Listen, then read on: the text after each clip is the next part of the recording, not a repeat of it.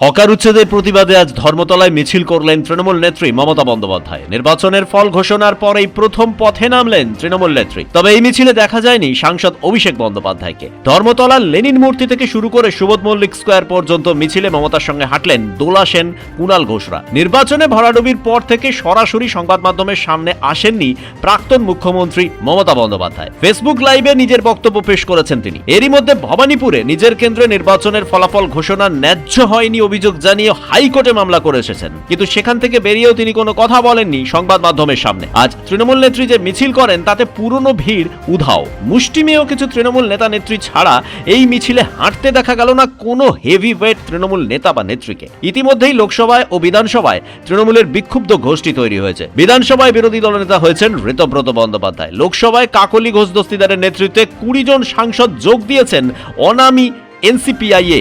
দলের হ্রাস কার্যত মমতার হাত থেকে বেরিয়ে গেছে বলা যায়। এর মধ্যেও যে কজন তৃণমূল নেতা নেত্রী মমতার সঙ্গে এখনো রয়েছেন তাদের মধ্যেও বহু নেতা নেত্রীকে দেখা গেল না এই মিছিলে। হকার উচ্ছেদ নিয়ে ইতিমধ্যেই বড়সড় আন্দোলনে নেমে পড়েছেন বাম নেতারা। পুনর্বাসন ছাড়া হকার উচ্ছেদের বিরুদ্ধে লাগাতার কর্মসূচি চালিয়ে যাচ্ছে বাম দলগুলো। এদিন অবশ্য শুধু হকার উচ্ছেদের জন্য পথে নামেননি তৃণমূল নেত্রী মমতা বন্দ্যোপাধ্যায়। একই সঙ্গে তৃণমূল কর্মীদের ওপর আক্রমণ ও মিথ্যা অভিযোগে তাদের গ্রেপ্তারের প্রতিবাদেও পথে নেমেছিলেন তৃণমূল নেত্রী। ব্যুরো রিপোর্ট, পূবের কলম ডিজিটাল।